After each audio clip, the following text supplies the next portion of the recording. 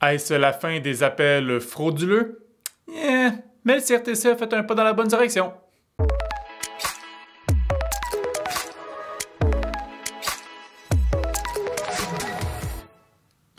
Ah, les appels frauduleux, on n'en reçoit-tu pas des tonnes sur notre ligne téléphonique, hein? Que ce soit par exemple, soi-disant Microsoft, comme quoi notre ordinateur est infecté puis qu'ils ont la solution pour nous autres, ou bien par exemple ces fameux appels comme quoi ce serait la GRC ou bien la SQ, puis qu'on a transgressé une loi puis il faut les rappeler, sinon on va aller en prison. Vous savez le genre d'appel que je parle? C'est près du quart des appels au Canada qui sont ce type d'appels, donc des appels frauduleux, et plus précisément ce qu'on appelle le spoof call, donc ces appels mystifiés, c'est-à-dire que c'est un faux numéro de téléphone qui nous est affiché, de sorte que souvent, mais c'est comme ça qu'on tombe dans le piège, hein, parce qu'on regarde le numéro, on est comme 514-352, c'est un numéro qui a de l'allure, mais en réalité, ce n'est pas le véritable numéro de la personne qui nous appelle. Et donc voilà que le CRTC, donc le Conseil de radiodiffusion et de télécommunication canadienne, a décidé que ça suffisait et ils mettent en place une nouvelle norme technologique pour cesser ce genre de technique-là, donc de cesser le spoof call.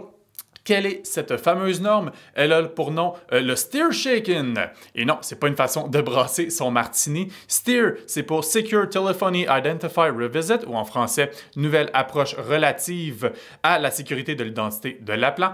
Et Shaken pour Signature Based Handling of Asserted Information Using Tokens, ou en français, traitement de l'information fournie en fonction de la signature au moyen d'un jeton. Et donc, le président du CRTC, Ian Scott, mentionne, et je cite, « Cette nouvelle technologie d'identification de l'appelant permettra aux Canadiens et Canadiennes de déterminer quels appels sont légitimes et méritent une réponse. » Et ceux qui doivent être traités avec prudence.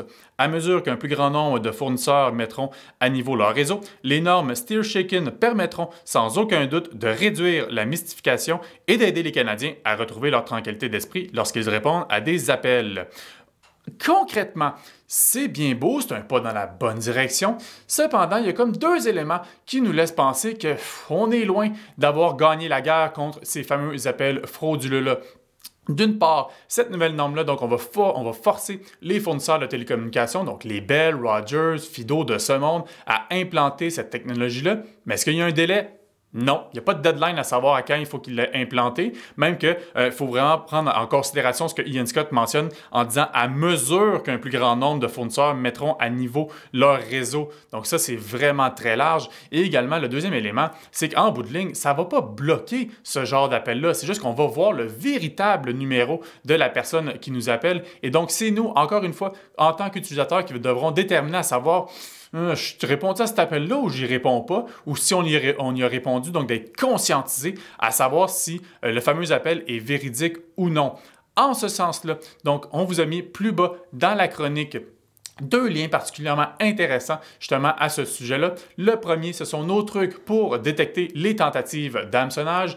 Et le deuxième, c'est un segment dédié justement à la fraude téléphonique de la conférence de François, Fraude web à un clic de la catastrophe, où il vous explique les différentes tentatives, les différentes stratégies et comment justement les détecter. Mais toujours est-il encore une fois que bon, ça demeure un pas dans la bonne direction, on va le prendre, c'est juste que c'est peut-être pas nécessairement la solution la plus miraculeuse. Si jamais vous voulez en apprendre plus justement sur cette nouvelle norme-là et lire le communiqué de presse du CRTC, le lien est plus bas dans la chronique.